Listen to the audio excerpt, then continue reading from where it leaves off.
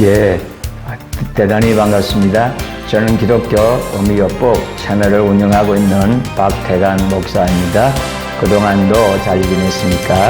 오늘 이 시간에는 책임적 존재라는 제목으로 함께 생각을 해보려고 합니다. 제가 미국에서 있을 때에 12년 된 중고차를 몰고 다닌 적이 있습니다.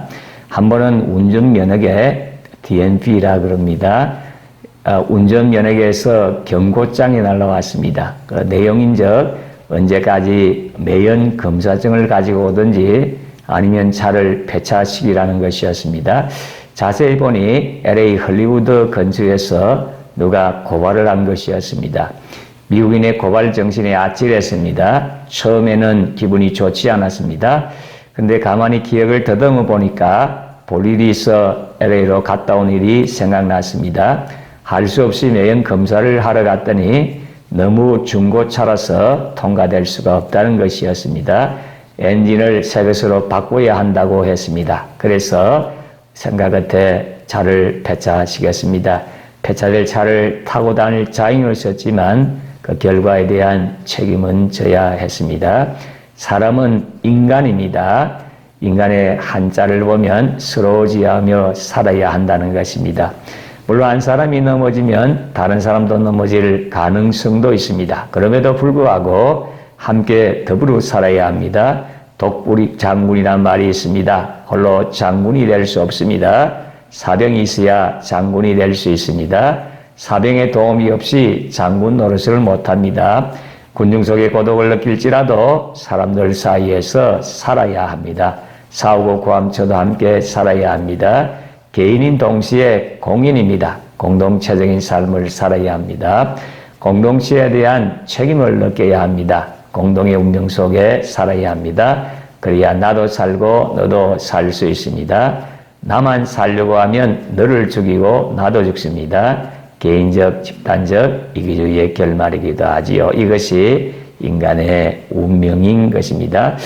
빅터 프랭클에 하면 인간 본질은 같습니다. 동시양을 막론하고 본질상 똑같은 인간의 모습으로 살아갑니다. 물론 얼굴 모양, 체격, 언어, 문화는 다릅니다. 그럼에도 자유와 책임에 관한 한 같습니다. 죄를 짓는 것은 자신의 자유에 속합니다. 물론 외부적인 영향을 무시할 수는 없습니다. 그러나 결국 자신의 선택적 자유에 의해서 범죄를 하게 됩니다. 이것을 솔직히 인정해야 합니다. 동시에 죄에서 돌이키는 것은 자신의 책임입니다. 범죄한 인간은 이상적인 인간상이 아닙니다. 자기를 초월하고 성장하고 보다 나은 모습으로 변화하는 것이 인간의 본질인 것입니다. 하나님께서는 인간을 책임적 존재로 만드셨습니다.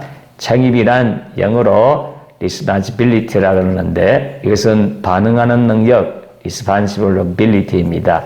과거, 현재, 미래에 대한 반응입니다. 과거의 잘못에 대해서 반응을 해야 합니다. 현재의 삶에 대해서 반응해야 합니다. 미래의 방향에 대해서 반응해야 합니다. 반응하지 않은 것은 죽은 것입니다. 시체는 반응하지 않습니다. 움직이지 않습니다. 생물은 살아있는 존재는 살아 움직입니다. 외부의 자극에 대해서 반응합니다. 이제 우리가 솔직히 고백을 해야 되겠습니다. 내가 부족했노라고, 내가 잘못했노라고, 보다 나은 삶을 살겠노라고, 이러한 고백이 우리에게 필요한 것입니다. 이것이 불완전한 인간의 진솔한 고백입니다. 또 진솔한 고백이 나를 자유롭게 만듭니다. 그리고 다른 사람들의 분노를 잠재우기도 하는 것입니다. 지금 여러분들은 여러분의 생각과 행동과 인생에 대해서 책임지려는 마음을 가지고 있습니까? 그렇지 않으면 다른 사람이나 다른 사회 탓으로 돌리려고 합니까? 나 자신을 성찰을 하는 가운데 내 인생에 대해서 혹은 사회나 공동체에 대해서 책임을 지려는 마음이 필요한 것입니다. 그럴 때 우리는 책임이라는 인간의 본질을 가지고 인생을 살게 되어지는 것입니다. 그래서 성장하고 성숙한 책임적 존재가 되시기를 진심으로 소원합니다. 끝까지 시청해 주셔서 대단히 감사합니다. 다음 영상에서 만나도록 하겠습니다. 감사합니다.